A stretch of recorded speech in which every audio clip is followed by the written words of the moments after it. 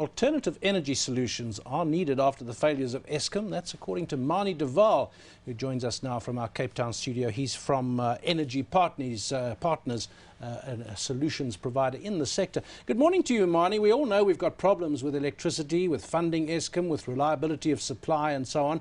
You think it's worse even than we think? Morning, David. Morning, Tamisha. How bad it is exactly is difficult to judge, but just looking back over the past 5 years, I mean, rolling blackouts must be an indication that there are serious problems in our energy supply in the country. So yes, we are in a very dire situation in the country.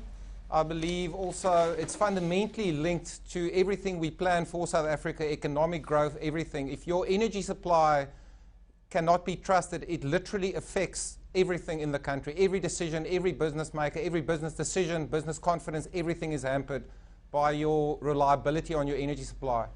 So Manie, what are you saying that South Africa is doing wrong? Because we do have alternative energy methods in place, the introduction of the IPPs, and we're also talking about nuclear deals with the French and the Russians. So what's the problem?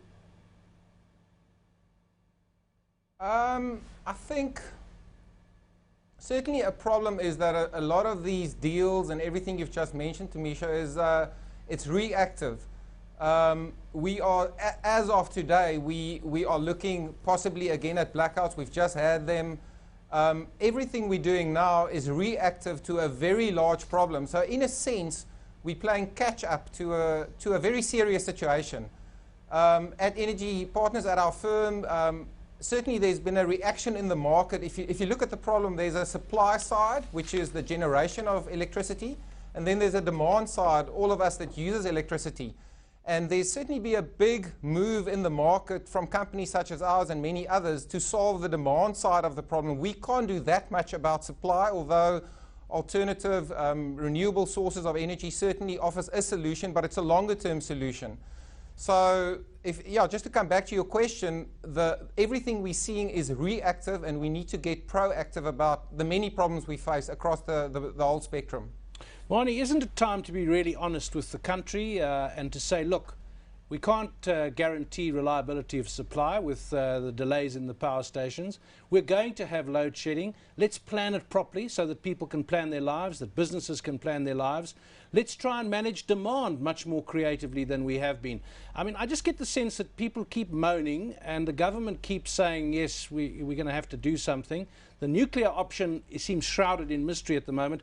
Don't we need a different approach that is just more practical and more transparent? I agree with you, David. I would say that is definitely happening already. I mean, that's the reason for existence for our firm, many others in the country. There's certainly a take-up of all South Africans that we've seen in making plans, in dealing with the situation. In business, as you've mentioned, you know, there's multiple ways that you can deal with rolling blackouts. But the first one is be aware when they're coming and plan your operations around them. Secondly, we see heavy investment into backup plans such as generators and also renewable sources of energy. And then the other thing that we've definitely seen a massive uptake and enthusiasm and investment in the market is into more energy efficient operations. In other words, due to our history of cheap electricity, the country is very inefficient, and we've seen massive investment into becoming more efficient. So what you're talking about, I would say, is definitely happening already in spite of the government and the promises and everything we're hearing. Manie, you talk about there's definitely a heavy investment in becoming more efficient. Where's this investment coming from? Are you talking about the government or are you talking about the private sector? I would say private sector, although Eskom definitely tried to do their part before cash flow constraints again halted that initiative. There was incentives from Eskom to get efficiency initiatives kick-started in South Africa.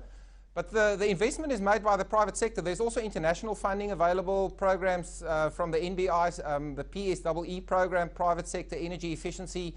That's about 150 million rand, specifically dedicated to developing energy efficiency projects. So there's a lot of funding available. But the investment is made by the private sector. And may I just add that I was just watching the show earlier this morning, the returns you can get from investing in energy efficiency currently in South Africa, in my mind, outstrips anything the market can currently offer you.